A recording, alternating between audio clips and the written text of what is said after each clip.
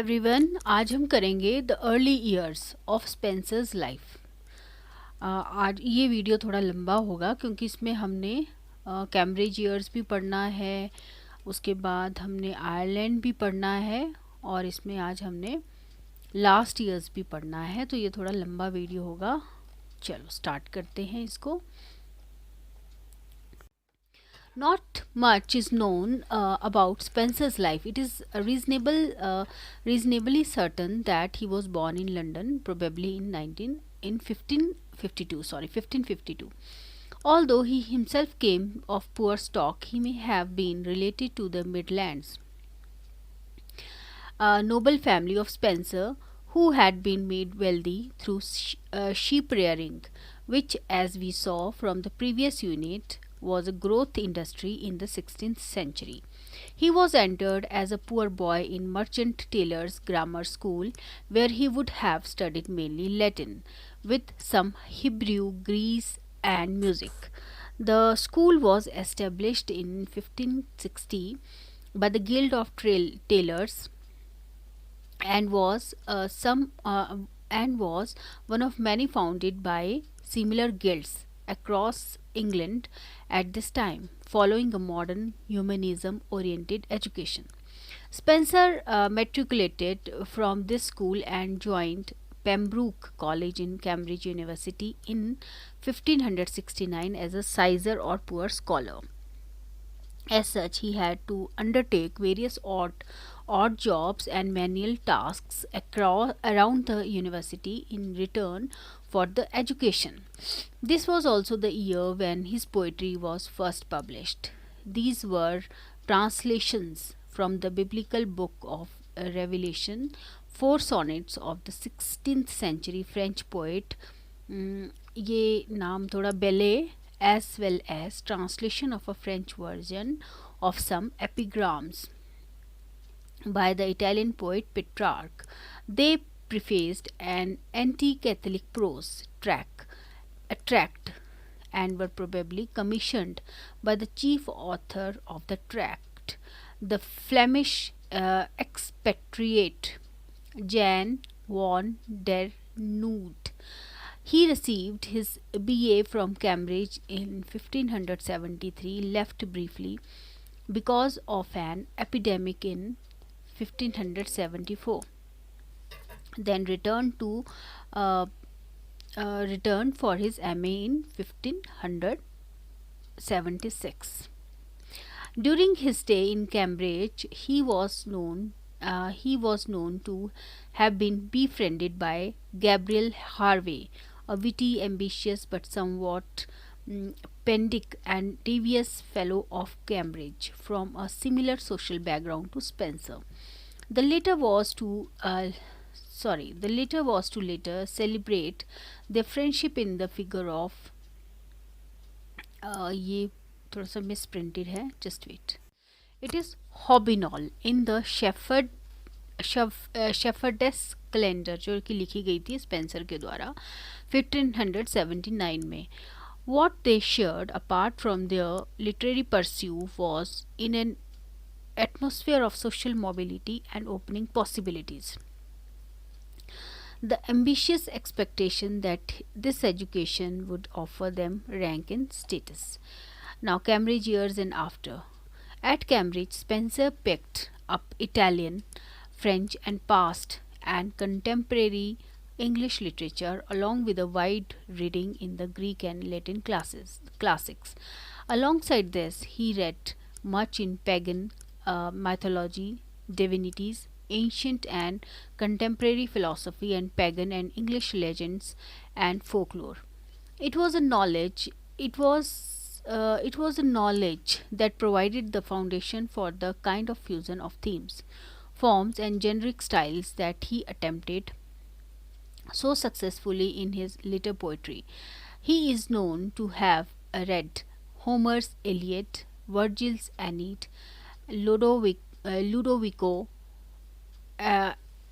Ariosto's Orlando Furioso, and Tasso's Jerusalem, delivered, all of which probably were formative in the writing of Fairy Queen. Likewise Fairy Queen जो है Edmund Spenser ने लिखी थी. Likewise the influence of Virgil's, Boccaccio and other Italian and French pastoral poetry are evident in Shepherdess calendar, just as are the Petrarchan sonnets and canzone form and other Italian, French, Latin marriage odes evident in the Epithalamian and the Amoreti sonnets. Spencer weaves all their मतलब जो भी लिखा था ना इन्होंने बहुत ज़्यादा influence थे जो कि पुराने क्लासिकल जो पोइट्स थे उनसे. Okay. Now, Spencer weaves all these diverse streams of reading and knowledge together in his poetry, but without losing an essentially Christian orientation. In fact, much of his reading drew from earlier humanist attempts like D. Amore, ये है Ficino, Ficinos D. Amore, to reconcile a popular Neoplatonism of the Italian Renaissance with Christianity, with the central tension very often between the idea of spiritual love and that of sensual or earthly love. Spencer's poetry thus is haunted by this tension and offers a rich tapestry of meanings that draw on diverse and multiple sources in its quest for reconciliation. In Spencer's case, in fact, the tensions are exaggerated by his desire to aggravated है ये by his desire to establish a specifically English literary discourse or the spirit of English nationalism which we noted in the previous unit. Nationalism की एक भावना थी उनमें ना, तो वो poetry ऐसे लिखना चाहते थे. Why not much is known about the specificities of Spencer's religious life? It is fairly certain that religion played an important role in his thinking. Not only was it a central feature of his school or college education, it was an unavoidable element in the climate of his times. मतलब religion तो था ही उस time पे. In the acrimonious debates and struggles between the various denominations and sects. These were debates that were very much in the air in Cambridge too, specifically on the question of whether England was right in abandoning Catholicism and the more radical view of adopting a more Puritan church than the Anglican. What Spencer's own opinion in these debates is not clear. मतलब वो उनका क्या opinion था पता नहीं है. But the view earlier held that he was inclined to be a radical Puritan does not have much evidence to support it. Okay, Puritan Church. Puritan हो गया मतलब Protestant है ना. There is some suggestion that Spencer was, अच्छा इसको मैं check करना पड़ेगा मुझे, प्यूरिटन चर्च क्या है. और एंग्लिकन तो पुराना था ना, रोमन चर्च था. नहीं, चलो इसको क्लियर करेंगे. एंग्लिकन मैंने पीछे भी बताया था शायद किसी वीडियो में कि एंग्लिकन क्या था. Just wait. एंग्लिकन जो है ना प्रोटेस्टेंट था, क्योंकि हाँ प्रोटेस्टेंट था. चलो, प्यूरिटन मीन्स प्रोटेस्टेंट, ठीक है. ओके, व्हाट स्पेंसर, यहीं तक शायद हमने पढ़ा था. What Spenser's own position in this debates was not clear, यहाँ से तो हमने पढ़ लिया था, ठीक है. Okay, what Spenser's own position in this debates was not clear, but the view earlier held that he was inclined to be a radical puritan does not have much evidence to support it. मतलब वो कट्टर Puritan नहीं थे, ऐसा कुछ मतलब clear नहीं है उनके बारे में थे या नहीं थे. There is some suggestions that Spenser was inclined to take ecclesiastical order at the time when he was appointed secretary to the bishop of Rochester in 1578. His first important publication, the Shepherdess calendar, deals more extensively than any of his later work with the bishops and the affair of English church. काफ़ी कुछ बताया उन्होंने इसमें, but this was obviously not to be For in the same year he joined the service of Robert Dudley, Earl of Leicester and favorite of Queen. This was probably his first step towards his longer term ambition of serving at the court. Around 1579 to 80, uh, when still in service with Leicester, Spencer made the acquaintance of Sir Philip Sidney, nephew of the Earl of Leicester, and joined his circle of literary friends. He was to remain a faithful and devoted friend to Sidney throughout his life, often alluding to him in his poetry and mourning his early death in an elegy. अच्छा, उन्होंने elegy भी लिखी थी एक, जब ये इनकी death हो गई थी ना फिलिप सिडनी की. It was probably in this circle that Spencer began making his name as a poet, in fact, socially presenting himself as one. It was also around this time that Spencer got married to a certain Maccabees child, ये ना थोड़ा सा Chylde, of whom again little is known, and also began work on the Fairy Queen. By 1580, he had been appointed secretary to Lord Arthur Grey, Lord Deputy of Ireland, and a friend of the Sidney family. Already in this, we can see how Spencer's literary connections work towards the furthering of his career and social rank. Okay उनका relationship मतलब उनकी friendship थी Philip Sidney के साथ, तो वो अपने career में भी थोड़ा इस वजह से आगे बढ़े थे. ऐसा तो होता ही है ना हमेशा. Ireland. Spencer's relationship with Ireland was in many senses typical of the attitude of the English towards the Irish in his time. Just wait. कितना है? It was treated as a colony by the English and was resisted as such by the Irish, not least because of the imposition of the English Church on a predominantly Catholic populace, and because of threats of attacks from Catholic Spain.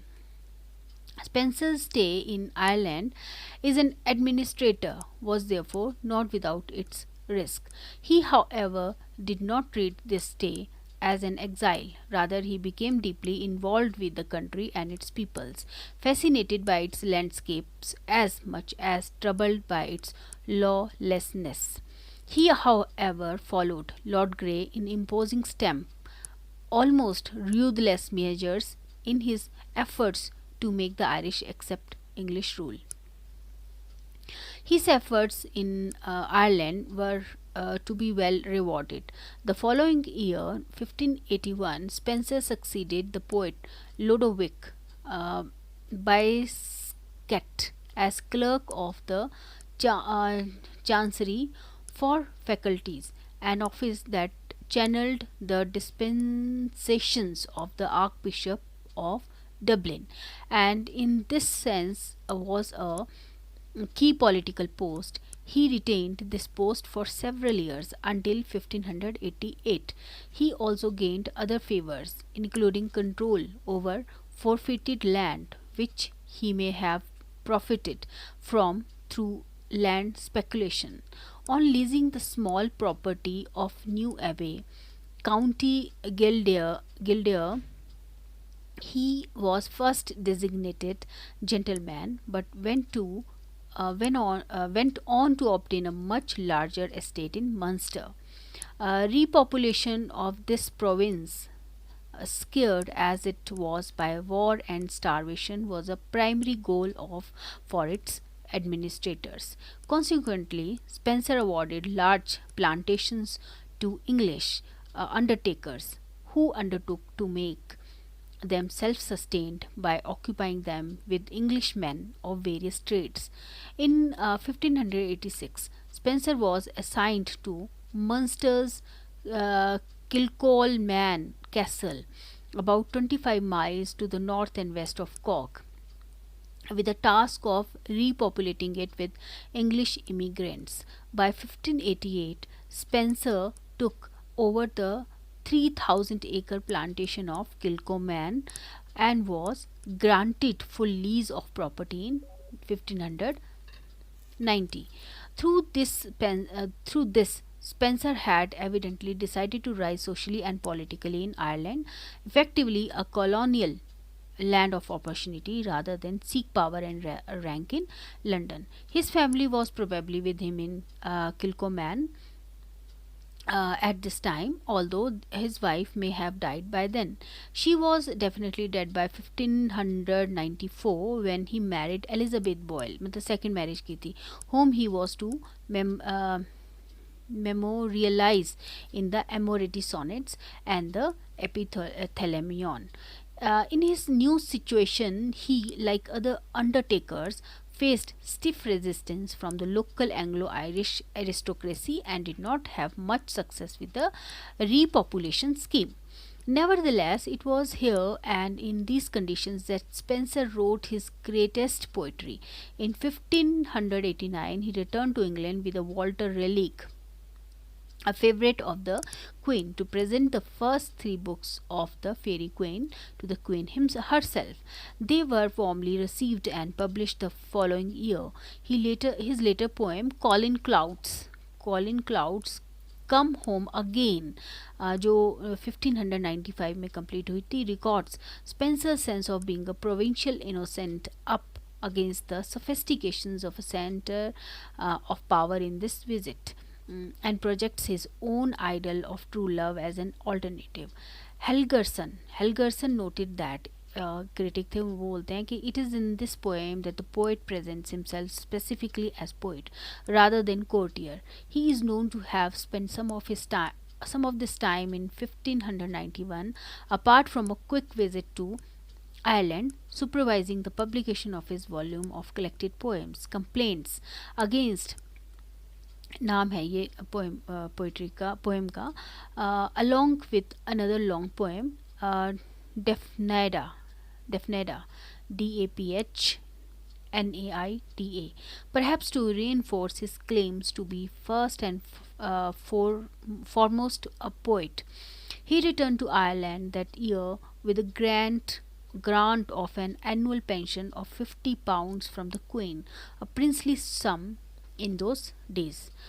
उनके last year के बारे में फटाफट पढ़ लेते हैं.